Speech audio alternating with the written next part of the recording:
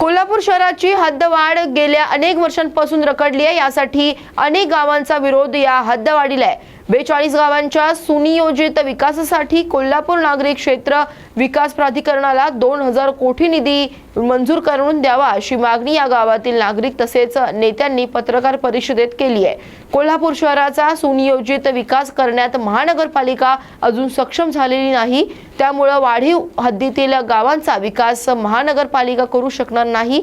जी उपनगरांची दयनीय अवस्था आहे तीच आमच्या गावांची होणार आहे। यामुळे आमचा या हद्दवाढीला विरोध असल्याचा पवित्रा घेत गावच्या सरपंचांनी आपली हद्दवाढी विरोधी भूमिका पत्रकार परिषदेतून स्पष्ट केली आहे। सर्वपक्षीय कोल्हापूर महानगरपालिका हद्दवाढ विरोधी समितीच्या वतीनं या ठिकाणी प्रामुख्यानं उपस्थित असणारे सर्वच आमच्या गावचे सरपंच, उपसरपंच आणि सर्वपक्षीय प्रमुख कार्यकर्ते या ठिकाणी आपण सर्वजण आमचे हद्दवाढ विरोधी भूमिका स्पष्ट करत असताना जवळजवळ 2017 पासून त्यावेळी पण हा मुद्दा उपस्थित झाला होता की हद्दवाढ व्हायला पाहिजे, पण त्यावेळेला तत्कालीन पालकमंत्र्यांनी सर्वच त्यांचे पदाधिकाऱ्यांनी सांगितलं की हद्दवाढ करण्यापेक्षा 42 गावांचं एक प्राधिकरण करूया आणि त्याच्यामध्ये त्यांना जवळजवळ 2000 कोटीचा फंड द्यायचा आणि त्या गावांचा विकास करायचा अशा पद्धतीने तो निर्णय झाला। प्राधिकरण स्थापन करून त्यांच्यामार्फत जो काही विकास काम करायचा आहे हा निर्णय झाला। त्याच्यामधला आमच्या सर्वांच्या माहितीनुसार जवळजवळ आजपर्यंत त्या प्राधिकरणाला एकही रुपया फंडिंग झालेलं नाही, त्यामुळं आमच्या सगळ्या गावचा विकास व्हायचा इथं विषय झालेला नाही। आता सध्या वेळोवेळेला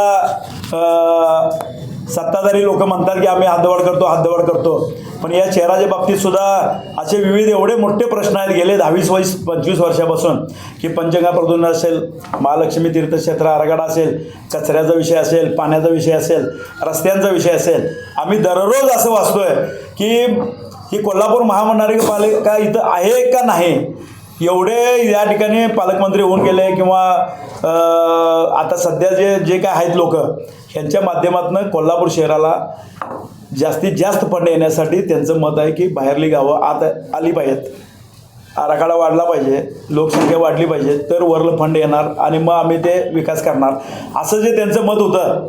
हे जर मत त्यांचं असतं तर सध्या 2 महिन्यापूर्वी मुख्यमंत्री साहेबांनी उपमुख्यमंत्री त्यांच्या मंत्रिमंडळानं कोल्हापूरसाठी 4500 कोटीचा फंड कसा काय दिला?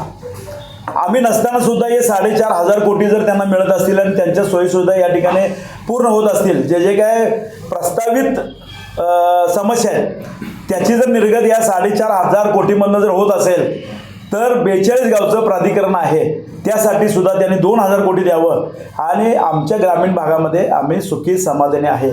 पाण्याच्या बाबतीत असेल, कचऱ्याच्या बाबतीत असेल, घरपाडा असेल, उदाहरणार्थ दाखला असेल, उतारे असतील, हे सगळं द्यायला आम्ही सक्षम आहे।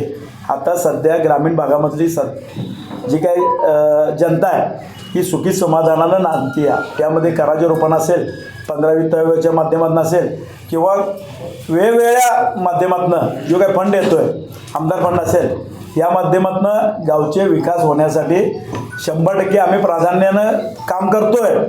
पण महापालिकेच्या हद्दीमध्ये महापालिकेचेच प्रश्न न सुटल्यामुळं आम्हाला त्यांच्याबरोबर फरफडत नेऊ नका आणि जर न्यायचा त्यांनी प्रयत्न केला तर जवळजवळ 42 गावामधले सर्वच सरपंच, डेप्युटी सरपंच, सदस्य, विविध संस्थांचे पदाधिकारी आणि सर्व पक्षीय पदाधिकारी ह्याच्या अगोदर आमच्या 2-3 मीटिंग झाल्यात, त्या संदर्भातला विरोध गावं बंद आम्ही ठेवलेले आहेत, आंदोलनं केलेले आहेत, निषेध केलेले आहेत।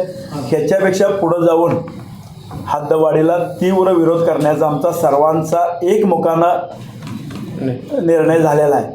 ह्याच्यापुढं हद्दवाढ जर करायचं किंवा घाट घालायचा त्यांनी प्रयत्न जरी केला तरी 42 गावामधली सर्व जनता ह्याच्यापेक्षा तीव्र आंदोलन करेल आणि तुम्हाला योगायोगानं जर ते करायचंच असेल तर 42 गावातल्या सर्व गावांना जवळजवळ 2000 ते 3000 कोटीचा फंड देऊन तिथं विकसित करा।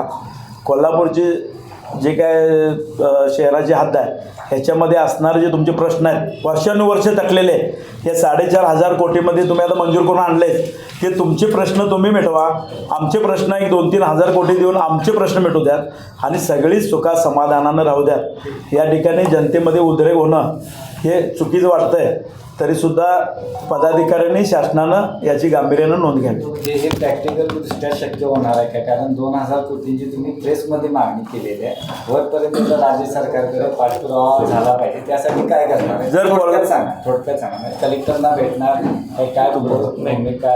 येणाऱ्या काळामध्ये हे निवेदन आम्ही राज्य शासनापर्यंत म्हणजे मुख्यमंत्री असतील, उपमुख्यमंत्री असतील, या सगळ्यांना हे निवेदन देऊन आम्ही त्याचा पाठपुरावा निश्चित करणार आहे. कारण मुळात ज्यावेळी प्राधिकरण स्थापन केलं त्यावेळी हीच भूमिका होती की ह्या 42 गावचा शाश्वत विकास करायचा, त्यांना विश्वास द्यायचा की तुम्ही नगरपालिकेत आल्यानंतर नगरपालिकेच्या दर्जाची तुम्हाला सुविधा देऊ, पण अद्याप 1 रुपया आलेला नाही. यासाठी आम्ही येणाऱ्या काळामध्ये निश्चित पाठपुरावा करू शासन दरबार. आता जे लोकप्रतिनिधी सांगतात मोठे मोठे की लोकसंख्या वाढली की निधी येणार, काही नाही. दररोज निधी असतो, ग्रामपंचायतला असेल किंवा नगरपालिकेला असेल. आणि आमची लोकसंख्या तुमच्याकडे वाढणार, 2.5-3 लाख लोकसंख्या वाढणार आणि क्षेत्रफळ तुमच्या तिप्पट होणार. आता 64 चौरस किलोमीटर आहे, ते जवळजवळ 200 चौरस किलोमीटर पुढे जाणार. मग येणारा निधी तिप्पट होणार आणि क्षेत्रफळ तिप्पट वाढणार. कसा विकास करणार आहे तुम्ही? काय तुमच्याकडे विषय आहे? काय डॉक्युमेंटरी काय? तुमच्या ती 2 गावात मध्ये तुमच्या गावाला घर आणि पाणीपट्टी वाढली म्हणून अशी भूमिका झाली की तुम्ही ती कमी करण्यात आम्ही शहरात जातो. मग तुमच्या गावात 2% भूमिका नाही का?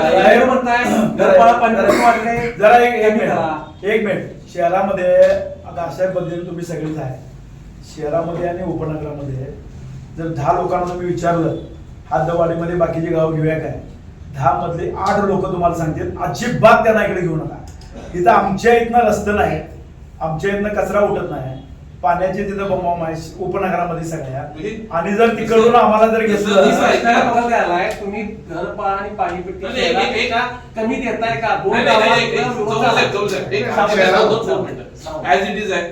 मी तुम्हाला मागे तुम्हाला स्पष्ट बोलतो, आमच्याकडे कचरा विघटनाचे प्रकल्प आहेत, आमच्याकडे सांडपाणी निर्गमनाच्या माध्यमातून तुम्ही काय देतं? कोल्हापूर प्रतिनिधी सलमान जमादार. अशाच बातम्यांसाठी पहा न्यूज मराठी 24/7. नवा भारत, नवा विचार.